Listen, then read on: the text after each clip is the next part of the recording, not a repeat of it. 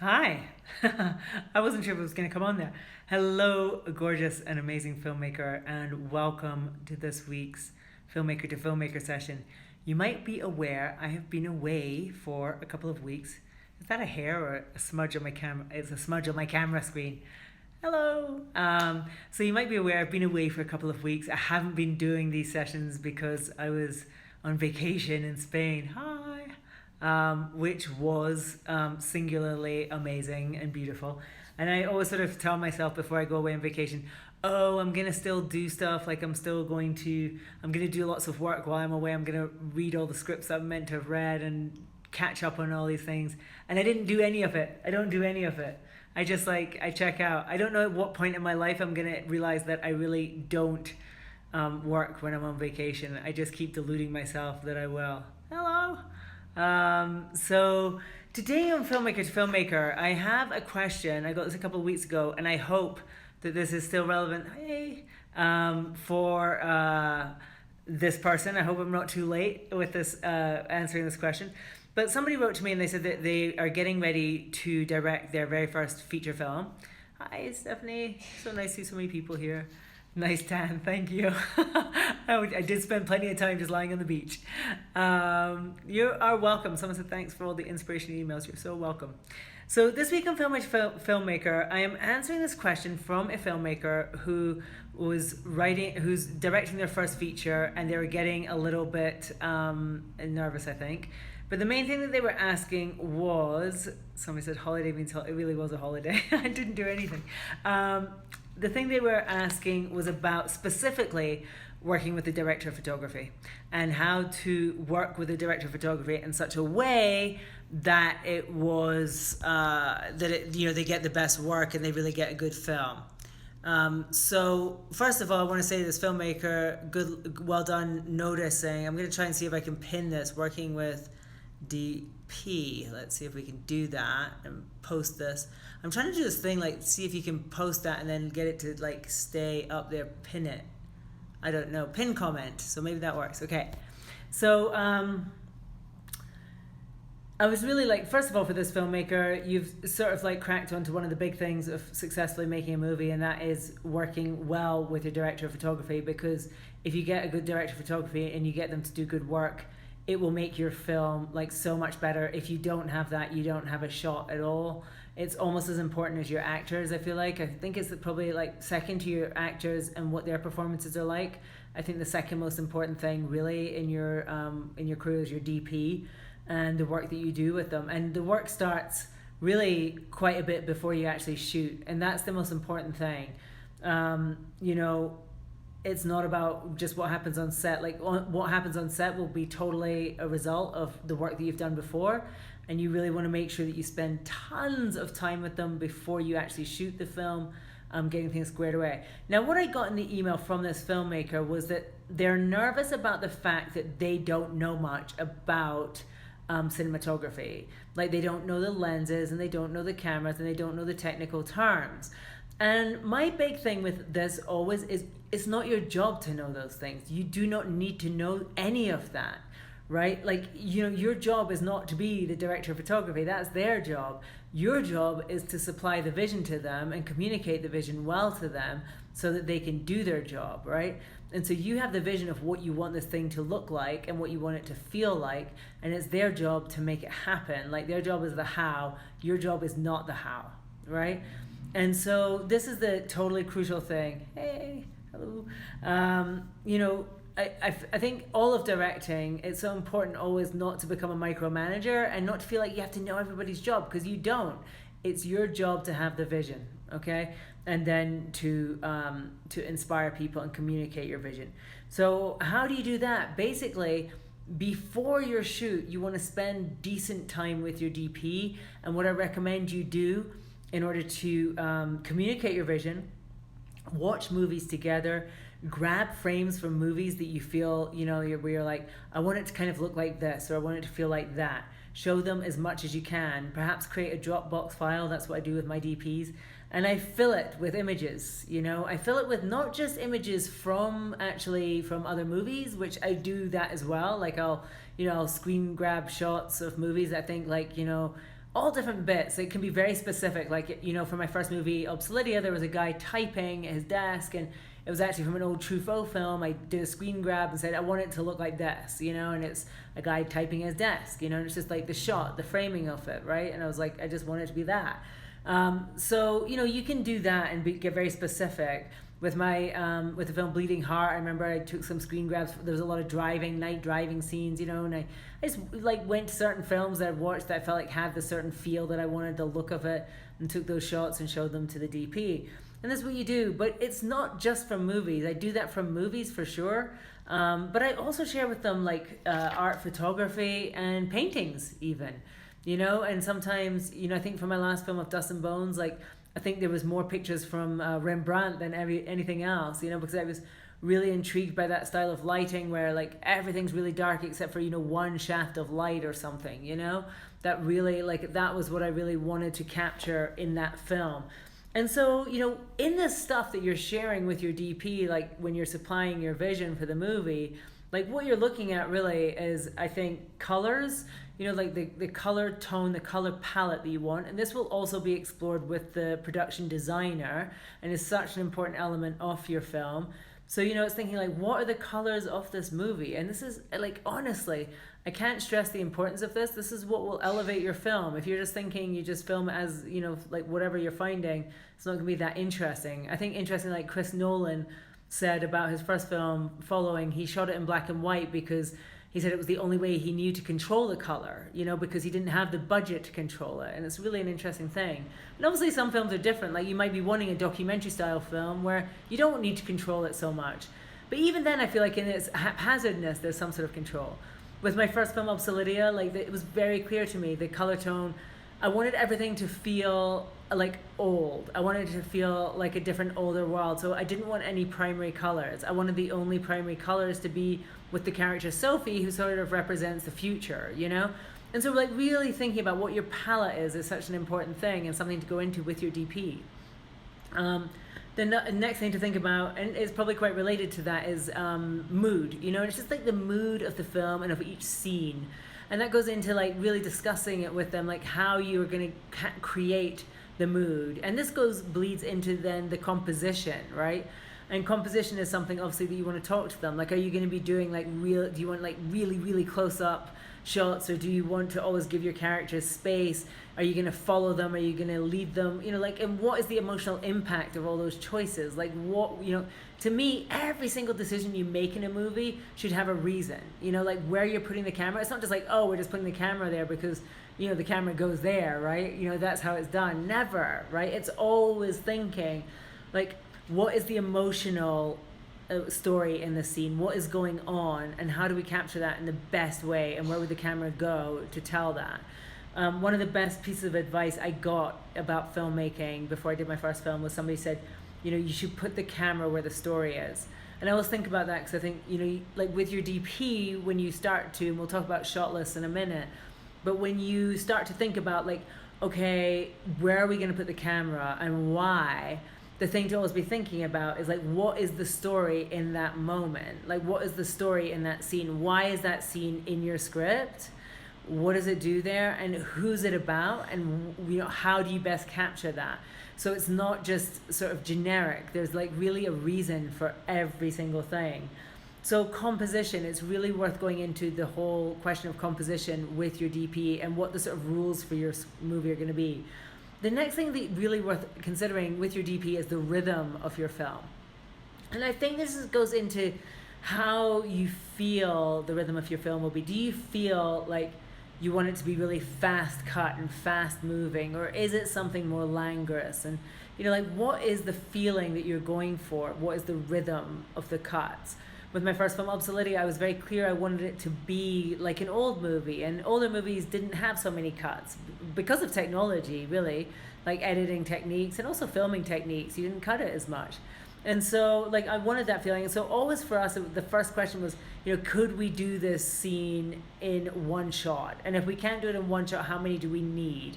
You know, and I don't think it's worth, like, again, it's that thing, like the first thing, the priority for everything is the story, right? Like that comes over everything. Like don't get ever gimmicky in your choices where it's like, oh, we'll do everything in one take.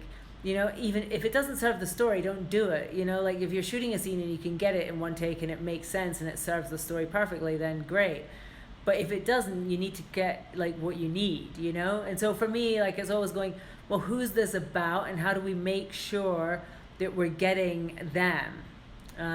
Hello.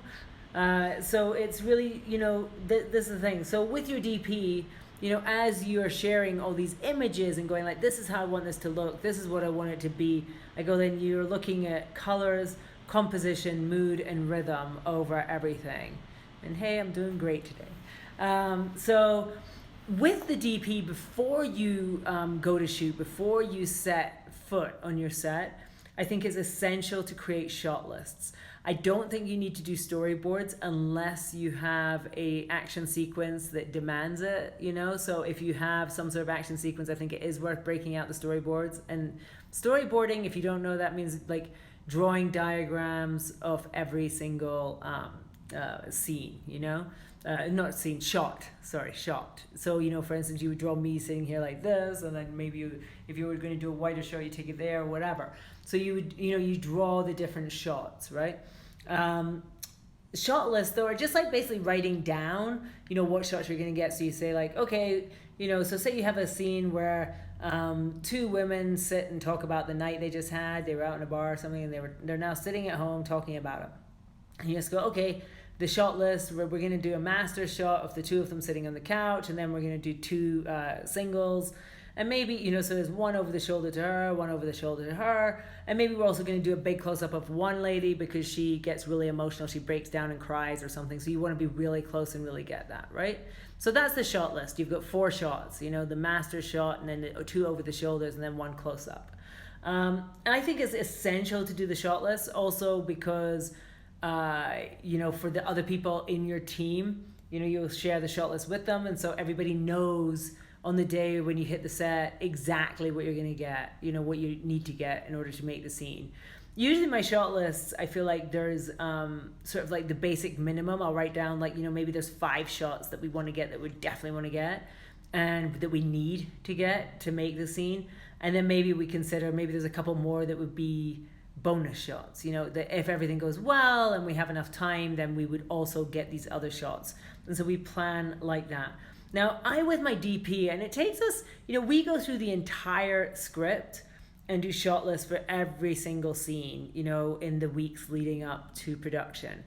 And I just think this is essential time, you know, like just to really figure out what is the language of this film, you know, the film that we're going to do, the story that we want to tell, what is the cinematic language that is going to serve it, you know, and just really digging into that. And sometimes you won't be able to do the whole shot list because sometimes, you know, like you don't know how you're going to block it on the day. So it will need to be a little bit on the fly, but just have a vague idea of like, this is how we're going to shoot it. What I find too, in that time when you're starting to make your shot lists and sit with your DP and go through every single scene and every moment of the film, I feel like with my DP, we start to create rules in that process. So rules might be, for instance, like with Obsoletia, I said the rule was we will always shoot the scene in as few takes as possible, in as few shots as possible, not takes. We'll always shoot it in as few shots. And so on the day, you know, even though like we have an idea of how we're going to shoot it, like if we can find less, we will go with it, you know? In my second film, we had a kind of rule. We were like, okay, we will use mirrors in this movie because this is about seeing yourself, the film. You know, it's about learning about yourself. And so we just like had this rule that basically if there was a mirror in the room, we would try to find a way to shoot into it. We also created a rule with that movie, which was, it's about, it's called Bleeding Heart, and there's 2 sisters in it. And they're very bonded, and they both have boyfriends who are kind of abusive, but in different ways. And what we decided to do in order to, you know, really enhance this idea that the sisters are very bonded, but their relationship with the boyfriends are not so great, was that whenever the sisters were talking to each other, we shot it really tight over the shoulder. So that the actress is almost looking into the camera. You know, the camera would be so like positioned so close to the person she's talking to their head. Whereas if they were talking to one of their boyfriends, we would put it really at a really wide axis, so their eyes are nowhere near looking at the camera. And it's one of those things that, like, if you're watching the movie, you're not going to notice it. You're not going to go, oh, do you notice how every time the sisters talk to each other, they're almost like looking into the camera? And when they're talking to their boyfriends, they're like really, like that. But it's this thing, and this is the fun thing of the language that we have with cameras. It's like how you tell the story through the choices that you make with the camera and where you're putting the camera and so on. So I think it's really worth considering these kinds of, like, thinking of these kind of rules. And that just guided us so that on the day when we're actually shooting the film, we're on set, we would always be guided by that. Like, oh, okay, so when we talk to, like, if they're going to be, it's going to be a really tight access, that kind of, like, that makes our choice for us. We don't have to think too hard about where we're putting the camera. Same with the idea with mirrors, using mirrors. It's always like, oh, there's this amazing mirror in this room. So how about if we shoot it this way or that, and it just gives you guidelines and helps you on the day. So the main headline, for the person that wrote to me, I'm just giving you some suggestions about how you'll work or things you focus on them with them. But the main thing that I want to say to you is don't be intimidated, okay, by your DP and by their knowledge. Rejoice in their knowledge and their technical knowledge. When I went on set in my first movie, I knew nothing, absolutely zero about cameras and cinematography, right? I knew what I wanted my movie to look like based on other movies that I'd seen and based on the movie I could see in my head, but I didn't know, like, oh, should it be a 50 millimeter lens or a 75? Like, I knew nothing about that. And you don't need to know any of that, right? That's their job. That's not your job. So it's your job to decide together, to decide how the movie's going to look, to communicate it to them, and then to let them use their technical knowledge to make it happen. Okay?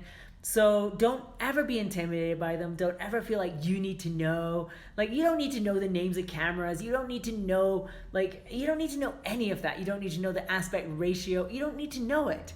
You will figure it out, and they will figure it out. You need to know just what you want your movie to look like. And I think when you come to it with that attitude and you're not trying to micromanage them, you're not trying to impress them with what you know, but you're just like completely, you have a vision, a very clear vision of what you want your movie to look like, what you want it to feel like, and you inspire them, they will do amazing work. And I've been so blessed, with the cinematographers. I've worked with one DP on 2 of my films, Zach Mulligan. He shot Obsidian and Bleeding Heart. He won Best Cinematographer for Obsidian, which was amazing, and at Sundance, I should say. And I did my 3rd film with another DP, TJ Helmut. And I gotta say, like, working with a DP is one of my favorite things about directing a movie. It's just an absolute joy. And I think, that the trust and rapport that you will build with them. And actually, because on set, I feel like I just hang with them all the time. They're just like, that's the person that I'm just next to the whole time that we make a movie. And, they're your partner in crime. You're the director of the movie, but they're the director of photography. And this partnership is kind of like what will give birth to the visual style of your movie. So enjoy that relationship. And just like, in the time leading up to your movie, really enjoy creating a bond with them, building that bond, building that trust, building the shared language, building the shared excitement for what you are doing. Because I always have this thing, it's like you're in a band together and you're about to create rock and roll, like great music, and just enjoy it, because I think it's one of the greatest relationships that you'll have on set if you get the right person. And thank you so much. I'm seeing some lovely comments from somebody here. I really appreciate you saying that, and I hope this stuff helps. I hope it helps. So to the person that wrote to me, I hope this wasn't too late. Again, I'm sorry, I've just been on vacation, just having fun. But I'm glad to be back here, and I hope this is helpful, this stuff about working with a director of photography. Well, somebody said they just bought my book. Thank you. I hope you enjoy it. There is definitely some stuff about this in the book. So get in there and check it out. Also, very soon in September, I'm going to be doing some free trainings on making a film and getting it to happen. And furthermore, registration will be opening for the Shoot from the Heart Filmmaking Academy, which is the course that's based on the book in a way. It's this epic film course that takes you through the whole process of making a film, from actually having the idea, developing the ideas, raising the finance, creating a package to raise finance, going through the actual how to, what to focus on as you go into production and through production and then into post-production. And the whole goal of it is to help you make a standout indie film. And I have that thing, it's not enough just to make a film, but to make one that really has a shot at standing out, and that's what I'm all about. So, if you're interested in that, make sure that you're on my email list and, and get in there and join the course, because it will be amazing. So I hope you all are having an awesome day. It's so great to see so many of you here with me, and have a beautiful Monday, and I will talk to you soon. All right. Bye.